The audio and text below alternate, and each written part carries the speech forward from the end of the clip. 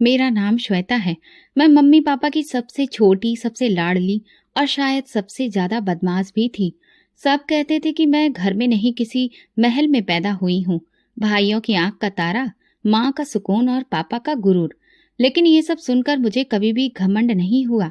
मैं हमेशा शुक्रगुजार रही, अपनी पढ़ाई में व्यस्त, साधारण मिजाज और नरम दिल। मेरे बचपन की हर याद में खुशबू बसी है। सुबह स्कूल, दोपहर में माँ के साथ किचन में खाने की बातें और शाम को छत पर चाय के साथ हंसी मजाक। मेरे पापा अक्सर कहते थे, श्वेता तुम मेरे ख्वाब हो। और मैं हंसकर कहती, पापा मैं ख्वाब नहीं हकीकत हूँ। सब हंसते, लेकिन उनकी आंखों की नमी में एक अजीब सा डर भी झलकता था, जैसे वो वक्त को रोक लेना चाहते हो। ग्रेजुएशन पूरा होते ही रिश्तों की कतार लगने लगी। मैं चुपचाप हर बात सुनती, हर रिश्ता ध्यान से देखती, क्योंकि मैं सिर्फ एक अच्छे पति नहीं, एक अच्छे परिवार की भी चाहत रखती थी। फिर एक दिन माँ ने तस्वीर दिखाई। दुबई में बिजनेस करने वाला लड़का है, अकेला भाई, माँ और 2 बहनें।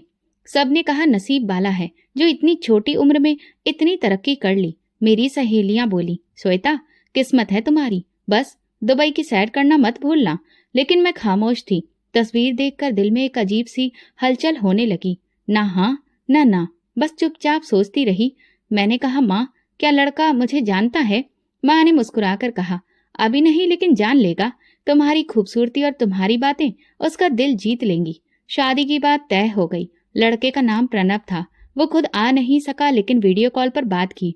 उसकी आवाज में विश्वास था, चेहरे पर नरमी। उसने कहा, मेरी माँ ने आपको पसंद किया है तो बस मेरे लिए भी यही काफी है। मैं हल्की मुस्कुराहट के साथ सर झुका लिया। शायद उसकी वो बात मेरे लिए किस्मत की लकीर बन गई थी। शादी की तैयारियां धूमधाम से हुई। सहेलियों ने कहा, श्वेता तुम तो दुल्हन नहीं कोई परी लग रही हो। इतना कुछ नया होने वाला था, लेकिन मैं अंदर से घबरा रही थी। नया घर, नई रस्में, नए रिश्ते। पापा ने विदाई के वक्त मेरा हाथ पकड़ा और धीरे से कहा, बेटी तुम रोशनी हो, जहां भी जाओगी उजाला ही करोगी, बस खुद को मत खोना। शादी के बाद सब कुछ नए अंदाज में शुरू हुआ। रस्में जैसे तैसे खत्म हुई तो असली जिंदगी की परतें खुलने लगीं। सुबह की चाय से रात के बर्तन तक सब कुछ जैसे मेरे ही जिम्मे था। माँ कहती थी, शुरू शुरू में काम ही औरतों को घर में जगह दिलवाता है। शायद इसीलिए मैं बिना कुछ कहे सब कुछ चुपचाप करती गई।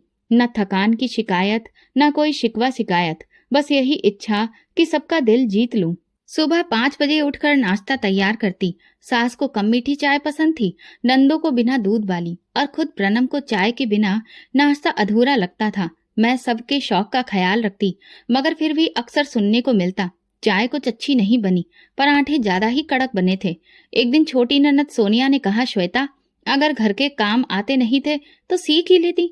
तुम्हारी माँ ने कुछ सिखाया नहीं क्या? मैं मुस्कुरा दी, सीखने में देर नहीं लगती है। सास मेरी खामोशी पर कुछ नहीं बोलती थी, बस एक नजर देखती और किचन से बाहर चली जाती। दोपहर में झाड़ू पोछा, कपड़े, बर्तन सब मेरी ड्यूटी थी। नंदे अक्सर अपने कमरों में फोन पर व्यस्त रहती। फिर मैंने जाना कि उनका व्यस्त होना अक्सर अपनी माँ से बातों में व्यस्त होना होता था। माँ, श्वेता ने आज ये कहा, श्वेता ने आज ये काम नहीं किया। सास की अक्सर रात को फोन पर बात करते हुए आवाज सुनाई देती। एक दिन मैंने उन्हें कहते सुना, हाँ बेटा तुम ठीक कह रही हो, उसके तेवर दिन ब दिन बदल रहे हैं। पहले तो मुझे अपने कानों पर यकीन नहीं हुआ, लेकिन जब उनकी बातों में तीखापन आ गया तब मुझे समझ आया कि वो अपनी माँ को मेरे खिलाफ भड़का रही हैं।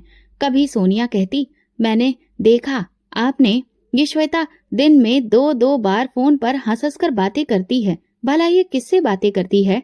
सास जवाब देती, अब तो बस तुम दोनों ही हो जो मुझे सच दिखा रही हो, वरना मैं तो अंधी हो गई थी। मैं अंदर से धीरे धीरे टूट रही थी। प्रणव की रवानगी का दिन आया तो सारा घर एक अलग ही माहौल में डूबा हुआ था। सास खामोश थी, नंदे अपने कमरों में व्यस्त, और मैं अपने दिल की हलचल संभालने की कोशिश कर रही थी। प्रणव ने सामान पैक करते वक्त कहा, बस 3 महीने की ही बात है, बिजनेस में कुछ जरूरी काम है, तुमसे दूर रहना मेरे लिए भी आसान नहीं होगा। मैंने सिर हिलाया, जैसे समझती हूँ, हालांकि अंदर से कुछ खाली सा महसूस हो रहा था। एयरपोर्ट पर जाते हुए वो बार बार मुझे हिदायतें दे रहा, अकाउंट में पैसे डाल दिए हैं, तुम्हें कुछ भी चाहिए हो तो तुरंत मैसेज करना, माँ का ख्याल रखना, वो दिल की मरीज हैं, और हाँ, खुद को नजरअंदाज मत करना। मैं सिर्फ मुस्कुरा रही थी। दिल में बहुत कुछ था, लेकिन जुबान खामोश थी।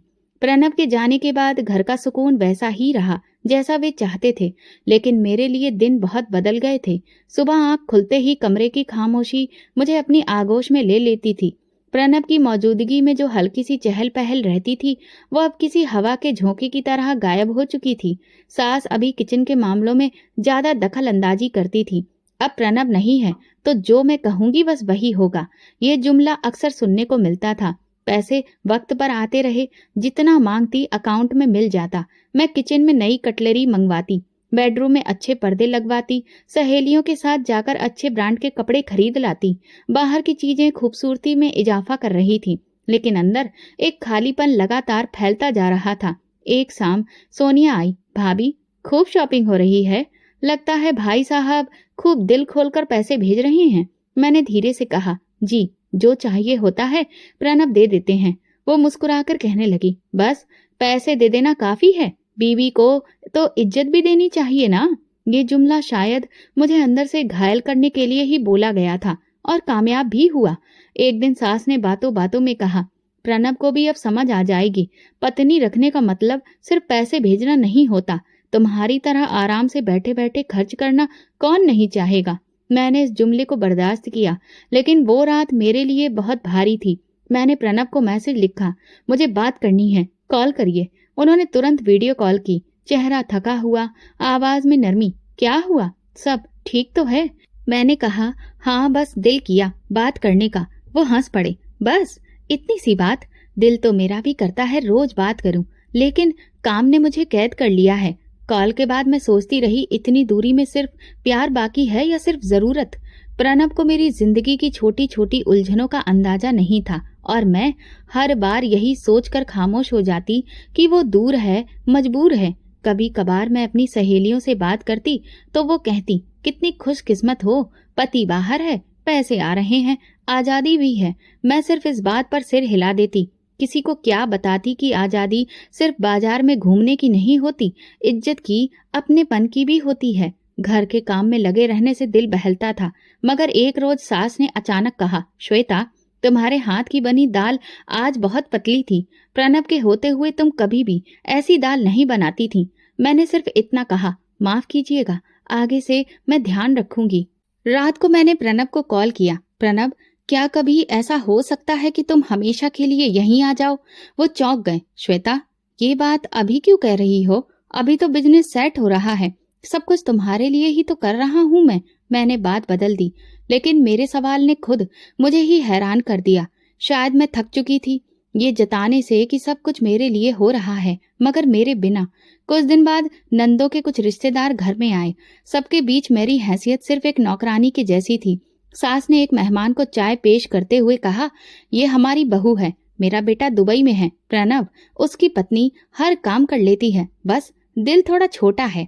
सब हंस पड़े, लेकिन मेरे अंदर कुछ चटक गया था। एक दिन मैंने आईने में खुद को देखा, कपड़ों, जेवरों और महंगी चीजों में लिपटी हुई ये खामोश औरत जिसकी बातों का अब कोई वजन नहीं रह गया था। सोचने लगी, क्या मेरी जिंदगी में सुकून है या फिर ये सिर्फ एक सजा हुआ दुख है? अब प्रणव की बातों में भी वो पुरानी गर्मजोशी नहीं रही थी। एक दिन उन्होंने कहा, तुम कुछ बदल गई हो, पहले जैसी बात नहीं रही। मैंने मन में कहा, तुम भी तो पहले जैसे नहीं रहे, अब सिर्फ पैसे भेजने वाले रह गए हो, जानने वाले नहीं। फिर भी मैं खामोश थी, क्योंकि मैं प्रणव को खोना नहीं चाहती थी, लेकिन घर में अपनी इज्जत की तलाश में मैं हर दिन हार रही थी। जिंदगी जैसे एक दायरे में घूमने लगी थी। प्रणव अब भी दुबई में थे, पैसे वक्त पर आते थे, और मैं अब खामोशी से घर का निजाम चला रही थी। लेकिन उस खामोशी में भी कुछ आवाजें थीं जो सिर्फ मैं सुनती थी। वो बातें, वो नजरें, वो इशारे जिनमें अब अपनेपन की जगह कुछ और था। दोनों नंदे शादीशुदा थीं, सोनिया दूसरे शहर में और शालिनी अपने पति के साथ विदेश में। लेकिन उनकी गैर मौजूदगी भी मेरे लिए सुकून का कारण नहीं बनी। हर दूसरे दिन किसी न किसी बहाने उनका फोन आ जाता। सास मोबाइल कान से लगाती और 1.5 घंटे बात करती। बाद में उनकी दी हुई राय घर में लागू होती। एक दिन सुबह सुबह सास ने कहा, श्वेता, आज दोपहर को खाने में कुछ हल्का सा बनाना। सोनिया कह रही थी कि तुम हर वक्त भारी खाना बनाती हो, माँ के लिए ये ठीक नहीं है। मैं चौंक गई। वो यहाँ है भी नहीं तो जानती कैसे है? सास ने नजरें चुराई। फोन पर बात हुई थी, मैंने बताया था। मैं खामोश रही, लेकिन दिल में कुछ कट सा गया। वो दोनों तो अब घर में नहीं थी, मगर घर अभी भी उन्हीं के इशारे पर चल रहा था। अक्सर शालिनी वीडियो कॉल पर अपने पति के साथ होती और माँ से बात करती। माँ, प्रणव की कमाई का हिस्सा रखना। अगर बहू के हाथ कमाई लग गई तो सारा पैसा फैशन पर उड़ा देगी। एक दिन सास को दवा लेने शहर जाना था। मैंने कहा, माँ जी आप रुकिए, मैं खुद ले आऊंगी। वो तुरंत बोली, नहीं, शालिनी ने कहा है कि तुमसे बाहर के काम ना करवाऊं, तबीयत खराब हो जाएगी। मैंने तल्खी से पूछा, क्या मैं बीमार हूँ या बस फिर जिम्मेदारी नहीं समझी जाती? वो खामोश रही और कुछ देर बाद अपने कमरे में चली गई। मुझे यकीन हो गया कि वो मेरे हर कदम की जानकारी अपनी बेटियों को देती हैं और बेटियां उन्हें ये सिखाती हैं कि मुझे कैसे नियंत्रित रखना है। एक दिन प्रणव ने वीडियो कॉल की। मैंने पूछा, क्या शालिनी और सोनिया ने तुमसे कभी पैसे मांगे हैं? वो चौंक कर बोले, नहीं। क्यों? मैंने बात बदल दी, बस यूं ही पूछा। लेकिन मैं अब शक से भर चुकी थी। कुछ दिन पहले मैंने सास के कमरे में एक लिफाफा देखा था जिस पर विदेश का पता था। अनजाने में लिफाफा खोल लिया। अंदर विदेशी मुद्रा के नोट थे। उसी दिन पहली बार मेरे दिल में ख्याल आया, प्रणव की कमाई सिर्फ मेरे लिए नहीं, सास के जरिए नंदों तक भी जा रही है। एक दिन जब प्रणव ने बताया कि उन्होंने पैसे भेजे हैं ताकि मैं अपनी जरूरतें पूरी कर सकूं, तो मैंने सादगी से पूछा, ये पैसे सिर्फ मेरे लिए थे ना? प्रणव ने कहा, हाँ, मैंने माँ से कहा था कि तुम्हें दे दें, जो चाहिए हो तुम उनसे ले लेना। मैंने सिर हिला दिया। लेकिन उसी दिन सास ने एक नया मोबाइल मंगाया था और किचन में बोली, अब शालिनी के मैसेज अच्छे से पढ़ा करूंगी। मेरे अंदर जैसे धुआं भर गया। अब हर छोटी चीज में मुझे शक नजर आने लगा। एक दिन मैंने सास से कहा, प्रणव ने जो पैसे भेजे क्या उसमें से कुछ मुझे दे सकती हैं? मुझे बिल देना है। वो बोली, बाकी दिनों के लिए भी तो संभालना है ना, जरूरत हो तो बताओ, मैं तुम्हें वो चीज खरीद कर दे दूंगी। ये सुनकर पहली बार मुझे एहसास हुआ, मैं इस घर में पत्नी कम और मेहमान ज्यादा हूँ। पति की कमाई भी मेरे अधिकार में नहीं थी। बस इजाजत के बिना किसी भी चीज पर सवाल न करूं तभी सुकून है। किचन में शालिनी की कॉल चल रही थी। सास स्पीकर पर बोल रही थी, हाँ बेटा, सब कुछ ठीक है। श्वेता बस ज्यादा ही खामोश रहती है, शायद समझ गई है कि घर की बागडोर कैसे चलती है। शालिनी बोली, बस माँ, तुम अपना हाथ मजबूत रखो। भाई की कमाई की हकदार तुम हो, तुम ही को सब संभालना है। मुझे लगा जैसे किसी ने मेरे कानों में तेजाब भर दिया हो। वो लम्हा था जब दिल का नरम हिस्सा भी सख्त हो गया। अब मैं सिर्फ सह नहीं रही थी, बल्कि अपने अधिकार के लिए तैयार हो रही थी।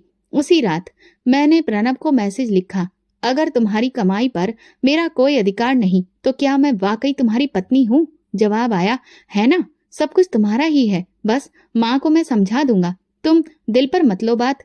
अब बात सिर्फ शक या शिकायत की नहीं रही थी, अब मसला अधिकार का था। मुझे ये समझ आ चुका था कि जब तक फैसले की बागडोर सास के हाथ में रहेगी, मैं इस घर में सिर्फ एक साया ही बनी रहूंगी। एक शाम मैंने प्रणव से वीडियो कॉल पर बात की। पीछे दुबई के फ्लैट की दीवार थी, उस पर लटका कैलेंडर और सामने एक कप कॉफी। मैंने सीधा कहा, प्रणव, मुझे घर की पूरी जिम्मेदारी चाहिए, पैसे, फैसले, बागडोर, सब कुछ मेरे हाथ में होना चाहिए। वो चौंक गया, श्वेता, माँ का क्या होगा? उन्होंने सारी जिंदगी ये घर संभाला है। मैंने नजरें जमाई, तो फिर मुझे यहाँ पर क्यों लाया गया था? क्या सिर्फ काम करने के लिए?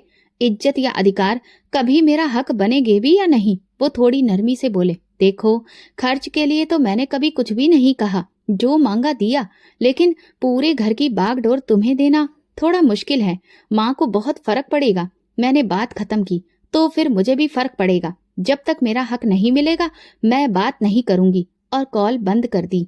अगले दिन मैंने सास से कहा, माँ जी, अब आपकी तबीयत भी कुछ कमजोर रहती है, बेहतर होगा कि आप कुछ काम मुझ पर ही छोड़ दीजिए।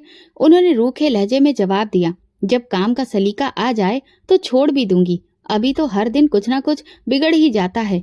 मैंने दिल में फैसला कर लिया था। रात को प्रणव को मैसेज किया, मैं मायके जा रही हूँ, जब तक अधिकार नहीं मिलेगा वापस नहीं आऊंगी। उसने तुरंत जवाब दिया, श्वेता, जिद मत करो, बात कर लेते हैं, कोई हल निकालते हैं। लेकिन मैंने मोबाइल साइलेंट पर रख दिया और अगली सुबह बैग पैक किया। सास के कमरे की तरफ से गुजरी तो उन्होंने किनारे की नजरों से देखा। कहाँ जा रही हो? मैंने कहा, अपने घर। वो बोली, ये भी तुम्हारा ही घर है, बस फर्क इतना है कि यहाँ तुम्हारी मर्जी नहीं चलती। मैं कुछ कहे बिना निकल गई। मायके पहुंची भी तो माँ की हालत किसी को भी नहीं बताई, बस इतना कहा कि थोड़ा वक्त चाहिए। माँ ने सिर पर हाथ रखकर कहा, जितना चाहिए ले लो। प्रणव ने कई बार कॉल की मगर मैंने नहीं उठाया। 4 दिन बाद उसने एक लंबा मैसेज भेजा, तुम जानती हो मैं दुबई में अकेला हूँ, मेरे लिए सब कुछ आसान नहीं है, और फिर तुम इस तरह नाराज होकर चली जाओगी, ये मैंने नहीं सोचा था। फिर एक और मैसेज आया, मैं रोज सोचता हूँ क्या सच में तुम्हें वो सब नहीं मिला जो तुम्हारा हक था, या तुम्हें सिर्फ अधिकार की ही तलाश थी। मैंने जवाब दिया, प्रणव मुझे सिर्फ अधिकार नहीं भरोसा भी चाहिए था, जो तुमने कभी दिया ही नहीं। उसी रात देर तक सोचती रही, क्या मैं वाकई हद से ज्यादा बढ़ गई हूँ, या फिर वो हद सिर्फ मेरे लिए ही रखी गई थी जिससे आगे जाना मेरी हिम्मत थी। कुछ दिनों बाद सोनिया की कॉल आई, भाभी माँ बहुत परेशान है, रोज रोती हैं, कहती हैं श्वेता के बिना घर सूना लगता है। मैंने कहा, अगर इतनी ही कमी महसूस होती है तो कभी अधिकार देने की हिम्मत भी दिखाएं, सिर्फ काम लेने से रिश्ता नहीं बनता। सोनिया खामोश हो गई। अगली शाम प्रणव ने फिर से कॉल की। इस बार मैंने उठा लिया। वो धीरे से बोला, अगर मैं माँ से बात करूं और वो मान जाएं तो क्या तुम वापस आ जाओगी? मैंने कहा, बात सिर्फ मानने की नहीं, अधिकार की है, फैसला तुम्हें करना है। 2 दिन बाद एक गाड़ी मायके के दरवाजे पर आकर रुकी। दरवाजा खुला तो सामने सास थी, उनके हाथ में प्रणव की चिट्ठी थी। ये प्रणव ने तुम्हारे लिए भेजी है, कहता है अगर तुम मान जाओ तो श्वेता को ले आओ। और मैं मान गई हूँ। मैं हैरानी से देखने लगी। मैंने पूछा, आप मान गई? वो बोली, उम्र हो गई है अब, न हिम्मत है न शिकायत। अगर तुम चाहती हो कि घर तुम्हारे हाथ में हो तो संभालो। बस एक बात याद रखना, जो अधिकार मांग रही हो वो सिर्फ अधिकार नहीं, एक बोझ भी होता है। मैंने वापसी का बैग तो बांध लिया, लेकिन दिल में अब भी अजीब सी उलझन थी। गाड़ी में खामोशी थी, रास्ते बदलते जा रहे थे और मेरे ख्याल भी। घर का दरवाजा खुला तो माहौल कुछ बदला बदला सा लगा। सास ने दरवाजा मेरे लिए खोला था और मैं एक ऐसी हैसियत से घर में दाखिल हुई थी जो मुझे पहले कभी भी नहीं मिली थी। अब किचन, फ्रिज, अलमारियां, सब कुछ मेरे फैसलों पर था। यहाँ तक कि नौकरानी को दी जाने वाली हिदायतें भी मैं ही देती थी। प्रणव ने अगली कॉल पर कहा, माँ ने तुम्हें सब कुछ सौंप दिया है, अब तुम्हारी मर्जी चलेगी, खुश हो? मैंने हल्के से मुस्कुराकर कहा, खुशी धीरे धीरे महसूस होगी, अभी तो आदत हो रही है। पहले दिन ही मैंने घर की तस्वीर बदलवा दी, नए पर्दे लगवाए, टीवी लॉन्ज में नई लाइट लगवाई।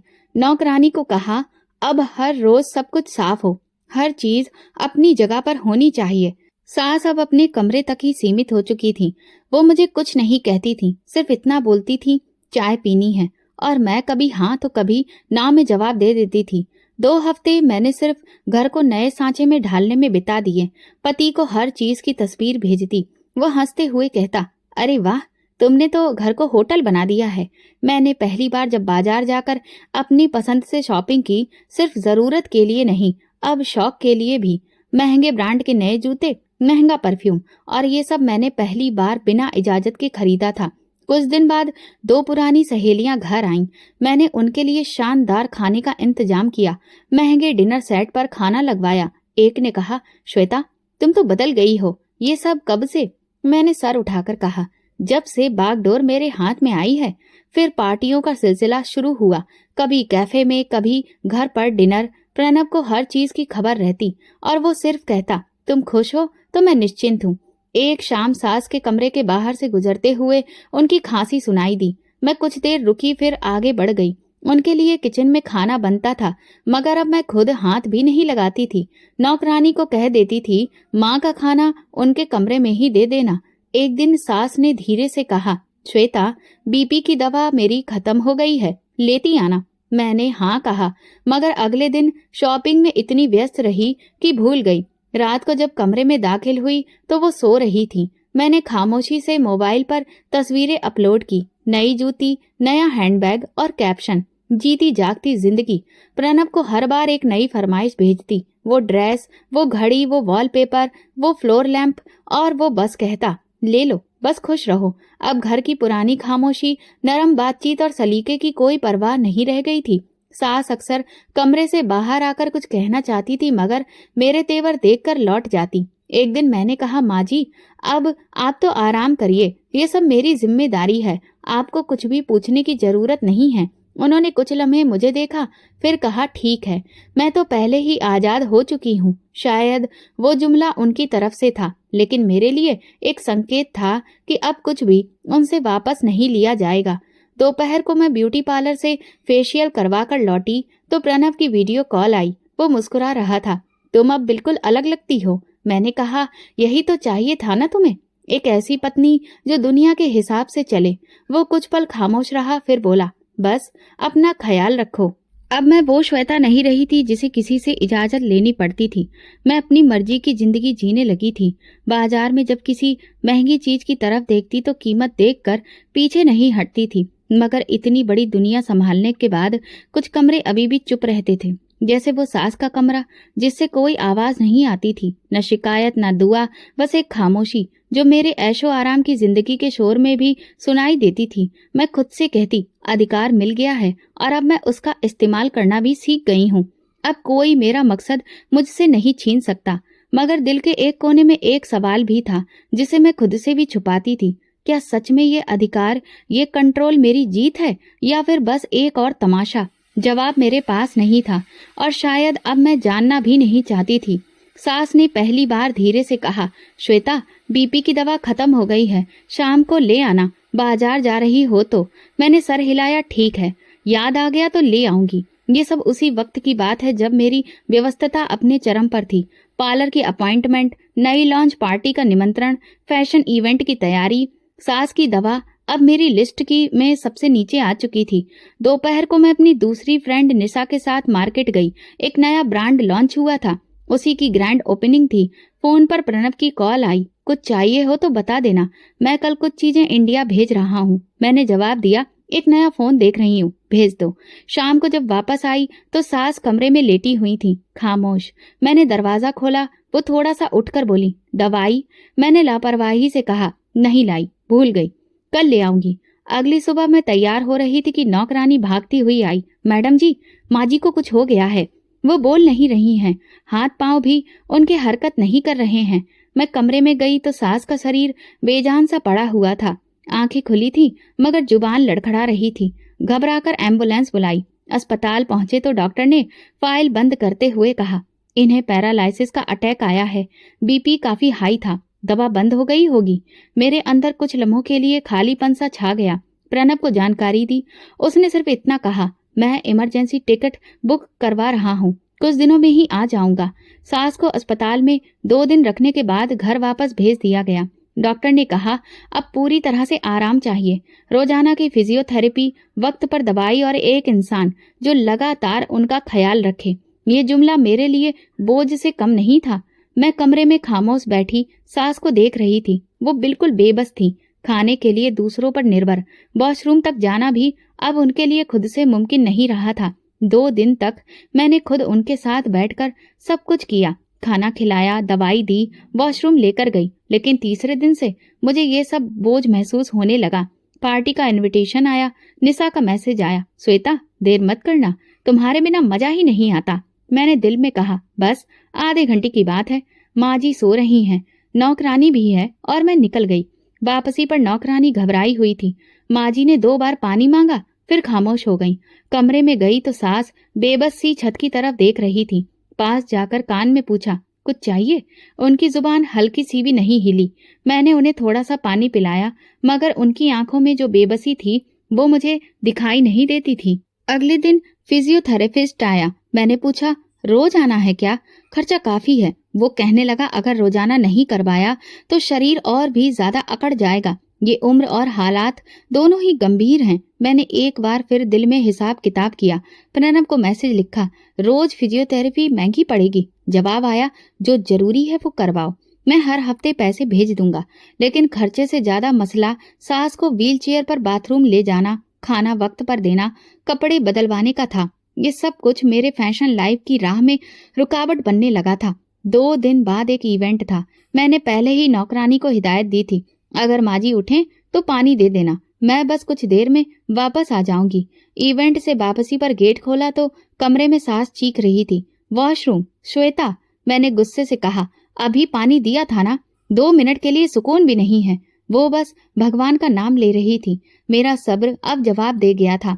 एक लम्हे के लिए वो मुझे मरीज नहीं, एक रुकावट लगने लगी थी। मैंने गुस्से से कहा, सारा दिन बस तुम्हारे लिए बाथरूम बाथरूम, मेरी भी कोई जिंदगी है या नहीं? वो रो रही थी, कुछ कह नहीं पा रही थी, सिर्फ आंखों से एक सवाल था जो मैं समझना नहीं चाहती थी। अब मैं उनसे बात कम करने लगी। नौकरानी उनकी देखभाल करती, मैं सिर्फ निगरानी करती। एक रात कमरे से आई चीख सुनकर मैं दौड़ी। बिस्तर पर सांस गिर चुकी थी, शायद हाथ बढ़ाकर पानी लेना चाह रही थी। संतुलन बिगड़ गया। मैंने उन्हें दोबारा बिस्तर पर लिटाया और सोचा, ये सब आखिर कब तक? कब तक मैं इनकी नर्स बनी रहूंगी? अब वो सिर्फ एक बीमार मरीज नहीं, मेरे आराम, आजादी और जिंदगी के बीच में एक बहुत बड़ी रुकावट बन गई थी। एक दिन मैंने सुबह नाश्ता बनाकर नौकरानी को दिया और कहा, उनके कमरे में दे आना, मुझे कॉल करनी है। कुछ देर बाद सास की आवाज आई, श्वेता पानी। मैंने तेज आवाज में कहा, अभी तो पिलाया है, हर थोड़ी देर बाद शोर क्यों करती हो? वो फिर बोली, प्यास, बहुत प्यास लगी है। मैं गुस्से में उठी, किचन से गिलास भरा और जोर से उनके करीब जाकर कहा, ये लो, जितना पानी पीना है पी लो, हर 2 मिनट बाद आवाज मत दो। उन्होंने कांपते हाथों से गिलास पकड़ने की कोशिश की, मगर हाथ कांप रहे थे। पानी उनके चेहरे पर गिरने लगा। वो सिसक पड़ी, मगर मैं पलटकर कमरे में चली गई। शाम को निशा का मैसेज आया, काफी दिन से पार्टी नहीं की है, हफ्ते की रात का क्या इरादा है? मैंने बस इतना लिखा, प्लान बनाओ, आ रही हूँ। दूसरे दिन सास ने बाथरूम ले जाने के लिए आवाज दी। मैं उस वक्त फोन पर थी। गुस्से में मोबाइल मेज पर रखा और कमरे में जाकर कहा, मुझे हर वक्त तुम्हारे कामों के लिए रखा गया है क्या? अभी तो तुम लेटी थी ना, अब फिर? वो डर के मारे कुछ बोल न सकी। मैंने व्हीलचेयर घसीटी, जैसे तैसे उन्हें बिठाया और चिढ़कर कहा, बस करो, अब कोई और काम रहने दो मेरे लिए। अब उनकी आंखों में आंसू थे, लेकिन जुबान बंद। कुछ दिनों के बाद सोनिया की कॉल आई, भाभी मैं आ रही हूँ, माँ को देखने का दिल कर रहा है, मैं 2 दिन तक रुकूंगी। मेरे लिए ये खबर परेशानी का कारण थी। मैंने नौकरानी से कहा, कमरा साफ करो, सोनिया आ रही है, माँ जी को भी साफ सुथरा बना दो जैसे पहले थी। सोनिया आई तो मैं सास के बिस्तर के करीब जाकर उनके हाथ पकड़े और आवाज बदलकर कहा, माँ जी देखिए कौन आया है। सोनिया, आपकी प्यारी बेटी। सास ने हल्का सा सिर हिलाया, लेकिन नजरें झुकी हुई थी। सोनिया ने लपक कर माँ जी का हाथ पकड़ा, माँ कैसी हो? लेकिन वो बोल न सकी। मैं तुरंत बोली, बस अब कमजोर हो गई हैं, हमने हर मुमकिन कोशिश की है, तुम फिक्र ना करो, मैं सब कुछ संभाल लूंगी। सोनिया कुछ देर उनके पास बैठी रही, फिर मेरी तरफ देखकर कहा, भाभी आपने वाकई बहुत सेवा की है, माँ अब सिर्फ आप पर भरोसा करती हैं। मैं धीरे से मुस्कुराई और नरमी से कहा, ये प्रणव की माँ है, मेरी भी माँ है। सोनिया के सामने मैं सास के पास ज्यादा वक्त गुजारती, कभी उनके कपड़े ठीक करती, तकिया सीधी करती, खाने का निवाला अपने हाथ से देती। वो सब चुपचाप सहती रही, जैसे कुछ कहना ही भूल गई हों। रात के वक्त जब सोनिया कमरे में सोने गई, मैं सास के पास गई और धीरे से बोली, अब कुछ भी बोलने की जरूरत नहीं है, अगर जुबान खोली तो सब कुछ खत्म कर दूंगी, समझ गई? वो खामोशी से मेरी तरफ देखती रही, आंखों में कुछ कहना चाह रही थी, मगर डर ने हर शब्द को कैद कर रखा था। दूसरे दिन सोनिया ने जाते वक्त मेरे हाथ पकड़कर कहा, बस माँ को ज्यादा अकेला मत छोड़ना, अब वो बस आपके ही सहारे हैं। मैंने उसे यकीन दिला दिया, लेकिन जैसे ही वो गई, मैंने दरवाजा बंद किया और कहा, अब कोई तमाशा नहीं, जो चल रहा है वही चलेगा। उस रात जब उन्होंने पानी के लिए पुकारा, मैंने आवाज अनसुनी कर दी। जब वो चीखने लगी, तब भी मैं अपने कमरे में बैठी मास्क लगाकर अपने चेहरे की देखभाल करती रही। कुछ देर के बाद कमरे में जाकर पानी रखा और कहा, पीना है तो पी लो, ज्यादा ड्रामा मत करना। वो खामोशी से गिलास की तरफ देखती रही और मैं दरवाजा बंद करके वापस आ गई। दिन ब दिन सास की हालत और कमजोर होने लगी और मेरी बेरहमी एक मामूली बात बन गई। वो अक्सर दरवाजे की तरफ देखती, जैसे कोई आएगा और उन्हें वहां से ले जाएगा।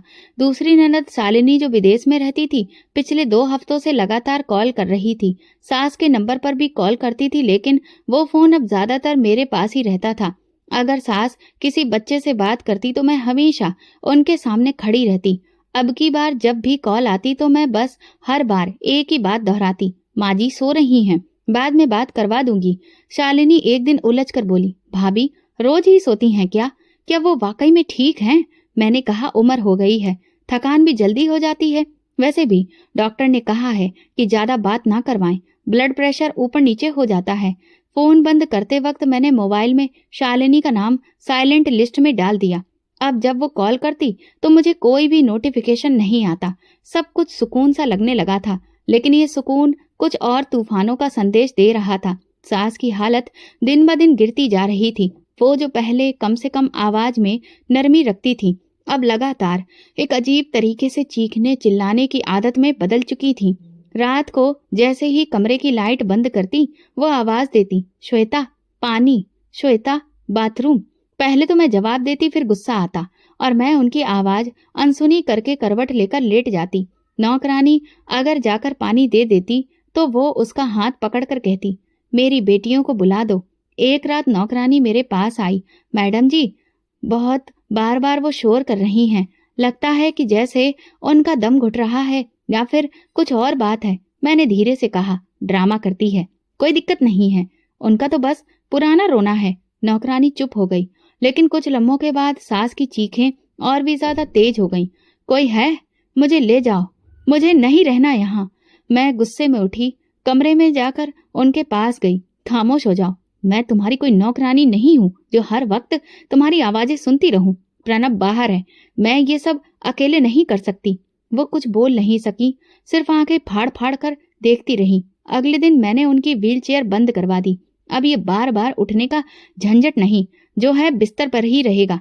नौकरानी ने धीरे से कहा, मैडम जी डॉक्टर ने कहा था कि इन्हें हरकत में रखना जरूरी है। मैंने थूक कर जवाब दिया, डॉक्टर ने तो ये भी कहा था कि मैं उनकी बेटी हूँ। दिन में 2 बार खाना, दवाई, बस इतना ही उनका शेड्यूल रह गया था। फिजियोथेरेपी अब महीने में बस 1 बार ही होती। और शालिनी की कॉल, अब मैं खुद ही मोबाइल बंद रखती। एक दिन प्रणब की कॉल आई, श्वेता शालिनी बहुत परेशान है, कह रही थी कि माँ की आवाज तक सुनने को नहीं दी जा रही है, कोई दिक्कत तो नहीं है। मैंने तुरंत जवाब दिया, नहीं, बस बहुत कमजोर हो गई हैं, खुद से कुछ बोल ही नहीं पाती। जब तुम आओगे तो खुद देख लेना। उसी रात जब मैं पार्टी में जाने के लिए तैयार हो रही थी, सास ने दोबारा से आवाज लगानी शुरू कर दी, वॉशरूम वॉशरूम। मैं लिपस्टिक हाथ में लिए आईने में खुद को देख रही थी। फिर वॉशरूम से एक चादर निकालकर उनके बिस्तर पर रख दी। ये रही चादर, बिस्तर खराब मत करना, मैं फ्री होने के बाद साफ करवा दूंगी। वो खामोश हो गई, आंखें बंद कर ली। पार्टी में मैं देर तक रही, सहेलियों के साथ खूब तस्वीरें खिंचवाईं, सोशल मीडिया पर अपलोड की, कैप्शन लगाया, जिंदगी को जियो, रोक को नहीं। वापसी पर नौकरानी दरवाजे पर मिली, मैडम जी माँ जी का मुंह सूजा हुआ है, लगता है कि कुछ हुआ है। जब मैं कमरे में गई तो वो लेटी हुई थी, कुछ बोल नहीं पा रही थी। मैंने डॉक्टर को बुलाने की बजाय पहले प्रणब को मैसेज किया, माँ जी का हाल कुछ अजीब सा है, शायद कुछ और बुरा ना हो जाए। जवाब आया, क्या मतलब? अभी कॉल करो। लेकिन मैंने कॉल नहीं की। मुझे सास की खामोशी में सुकून सा महसूस होने लगा था, जैसे कोई बोझ थक कर चुप हो गया हो। सुबह ही तो उन्होंने खुद से कुछ खाने से इनकार कर दिया था। उनकी आंखें बंद रहती थीं, आवाज बहुत धीमी। शालिनी के 3 कॉल्स आए, मैंने सब कुछ नजरअंदाज कर दिया और पहली बार मुझे लगा कि वो रिश्ता जिसे मैं बरसों से अपने सिर पर ढो रही थी, अब पूरी तरह से मेरे काबू में है। वो किसी को नहीं बुला सकती, किसी से कुछ नहीं कह सकती। उनका सच मेरी आंखें छुपा रही थी, खामोशी से, पूरी महारत के साथ। अगली सुबह मैं किचन में नाश्ता तैयार कर रही थी। मेरा मोबाइल टेबल पर बज रहा था। शालिनी की कॉल थी। मैंने देखा और बिना उठाए साइलेंट पर कर दिया। नौकरानी ने आकर बताया, मैडम जी माँ जी ने बिस्तर खराब कर दिया है, शायद उठने के लिए आवाज दे रही थी, लेकिन आपने सुना नहीं। मैं तेजी से सास के कमरे में गई। दरवाजा खोलते ही एक बदबू का झोंका आया। बिस्तर भीग चुका था। वो आंखें बंद किए चुपचाप लेटी थी, चेहरे पर शर्मिंदगी और आंखों में बेबसी थी। मेरी बर्दाश्त का पैमाना अब भर चुका था। इतना भी नहीं हो सकता कि थोड़ा इंतजार कर लेती? अब तो कुछ शर्म करनी चाहिए तुम्हें। क्या मैं दिन रात तुम्हारे पीछे ही लगी रहूं? वो दर्द से करा रही थी, लेकिन मैं रुकी नहीं। बिस्तर पर पड़ा हुआ गीला हिस्सा मुझे जहर लग रहा था। नौकरानी दरवाजे पर खड़ी थी। मैं घूर कर उसे देखने लगी। क्या देख रही हो? साफ करो ये सब। नौकरानी झिझक गई। मैडम जी पहले अम्मा जी को तो उठा लीजिए। मैंने कहा, हटाओ, पहले बिस्तर बदलवा रही हूँ। उनके पूरे वजूद से लग रहा था जैसे वो खुद से ही माफी मांग रही हूँ। वो कुछ बोल नहीं पा रही थी, सिर्फ आंखों से आंसू बह रहे थे। मैंने उनका हाथ झटक कर खींचा, उन्हें एक तरफ किया और बिस्तर पर नया कवर डलवाया, साथ ही एक प्लास्टिक शीट डलवाई। आइंदा के लिए मैं बार बार बिस्तर नहीं बदलवाऊंगी। नौकरानी चुपचाप काम में लगी रही। मैं बाहर आई और दरवाजा बंद कर दिया। कमरे में जाकर आईने के सामने खड़ी हुई। मेरी सांस तेज थी, बाल बिखरे हुए, गुस्से की झलक चेहरे पर साफ थी। मैंने अलमारी से 2 जोड़ी कपड़े निकाले और रखते हुए मन में बस एक ही सोच चल रही थी, बस अब बहुत हो गया। अब मैं एक दिन भी यहाँ नहीं रह सकती। प्रणव को मैसेज लिखा, मैं कुछ दिनों के लिए मायके जा रही हूँ, तुम वापस आ रहे हो तो माँ जी का ख्याल रखना। कॉल आई, मैंने उठाई नहीं। शालिनी ने भी कॉल की, फिर वीडियो मैसेज भेजा, भाभी माँ की हालत कैसी है, मैं बहुत परेशान हूँ। मैंने कुछ भी जवाब नहीं दिया, बस अपना बैग बंद किया, फाइलें चेक की, सारे पहचान पत्र, एटीएम कार्ड वगैरह रख लिए। दिल में एक ख्याल पल रहा था, कुछ दिनों तक अगर कोई उन्हें देखने वाला ना हो, कोई खिलाने पिलाने वाला ना हो, तो शायद कुदरत खुद ही इनका फैसला कर दे। फिर ये बोझ भी नहीं रहेगा और ये डर भी नहीं कि उनका सच कभी सामने आ जाएगा। गेट बंद करते हुए मैंने एक लम्हे को सास के कमरे की तरफ देखा। उनकी आवाज आई, श्वेता कहाँ जा रही हो? मैं रुक गई। दरवाजे की दरार से देखा, वो बड़ी मुश्किल से उठने की कोशिश कर रही थी। उनकी आंखों में एक थका हारा सा सवाल था। मैंने एक पल को नजरें मिलाई, फिर पलटकर दरवाजा बंद कर दिया। दरवाजे पर ताला लगाया, सीढ़ियां उतरी, रिक्शा मंगवाया और सीधा मायके के लिए रवाना हो गई। रास्ते में निशा का मैसेज आया, कहाँ गायब हो? अगले वीकेंड का डिनर प्लान कर रहे हैं। मैंने जवाब दिया, बस थोड़ी देर में फ्री होकर बात करती हूँ। रिक्शा जब मायके के दरवाजे पर रुका तो मैंने चैन की सांस ली। दिल ने जैसे कहा, कुछ दिन की बात है, सब कुछ खुद ही खत्म हो जाएगा। दिमाग में एक अजीब सा ख्याल मुझे कचोट रहा था, अगर वो मर जाए तो शायद सब कुछ आसान हो जाए, फिर कोई सवाल नहीं, कोई हिसाब नहीं। मैं जानती थी ये सोच गलत है, लेकिन अब मुझे कोई फर्क भी नहीं पड़ता था। और यही वो लम्हा था जब मैं हकीकत से पूरी तरह अंधी हो चुकी थी। मायके में गुजरे 3 दिन ऐसे थे जैसे कि मैं किसी कैद से निकलकर आजाद हुई कोई परिंदा हूँ। सुबह की नींद, अपनी मर्जी का खाना, कोई आवाज नहीं, कोई पुकार नहीं। मोबाइल बंद रखा हुआ था। प्रणव की कॉल्स भी मैंने ब्लॉक कर दी थी। सिर्फ निशा से बात हो रही थी, जो रोज शाम की पार्टियों का हाल बताती और अगले वीकेंड की तैयारी का कहती। चौथे दिन माँ ने पूछा, तू वापस कब जा रही है? मैंने कहा, बस 1-2 दिन में, और थोड़ा आराम कर लूं फिर निकलती हूँ। असल में मैं इंतजार कर रही थी खामोशी से वक्त गुजारने का, ताकि जब वापस जाऊं तो वो आवाज, वो जिस्म, वो बोझ बाकी ना रहे। 5वें दिन दोपहर के वक्त मैंने वापसी का फैसला किया। टैक्सी ली और सीधा ससुराल रवाना हो गई। रास्ते में दिल में एक अजीब सा सुकून था, जैसे किसी बड़े बोझ से निजात पाने का वक्त करीब आ चुका हो। घर के सामने पहुंची तो दरवाजा कुछ अजीब सा लग रहा था। मैंने आगे बढ़कर ताला खोलना चाहा, लेकिन देखा कि ताला तो वहां था ही नहीं। कुंडी हिलाई, दरवाजा तुरंत खुल गया। अंदर कदम रखते ही एक अजीब सी खुशबू नाक में आई। गुलाब के फूल, अगरबत्ती और कुछ ऐसा जो इस घर में पहले कभी महसूस ही नहीं हुआ था। लॉन्ज के दरवाजे पर पहुंची तो मंजर ही बदल चुका था। सोफे पर खूबसूरत लहंगे में एक दुल्हन बैठी थी। उसके पास प्रणव बैठा हुआ था, चेहरे पर संजीदगी और आंखों में खतरनाक सुकून। सामने सास का बिस्तर खाली था, सिर्फ वहां पर कंबल तय किए हुए रखे थे, जैसे वहां कभी कोई था ही नहीं। मेरी सांस रुक गई, आंखें खुली की खुली रह गईं। ये क्या? मैंने बड़ी मुश्किल से पूछा। प्रणव उठा, कदमों की आवाज मेरे दिल पर लगने लगी। वो मेरे सामने आकर खड़ा हो गया। आखिर आ ही गई। मैं खामोश खड़ी रह गई। हाथ की पकड़ बैग पर और ज्यादा मजबूत हो गई। प्रणव ने एक नजर दुल्हन पर डाली, फिर मेरी तरफ देखकर बोला, मिलो, ये पूजा है, मेरी पत्नी। मेरी जुबान जैसे बेजान हो गई। कुछ बोलना चाहा लेकिन बोल नहीं पाई। प्रणव का लहजा बड़ा ठंडा था। अपने जुल्म का हिसाब दूंगा श्वेता। ये घर अब तुम्हारा नहीं रहा। तुम्हारी कहानी यहीं खत्म हो चुकी है। मैंने कदम पीछे खींचे जैसे जमीन खिसक गई हो। क्या मतलब? आंखों में आंसू थे। प्रणव आगे बढ़ा। उसकी आंखों में वो तलखी थी जो बरसों का हिसाब मांग रही थी। जब मुझे फोन आया कि मेरी माँ भूखी प्यासी बिस्तर पर पड़ी है और मेरी बीवी मायके जाकर मजे कर रही है, तो मैंने फौरन वापसी का टिकट लिया।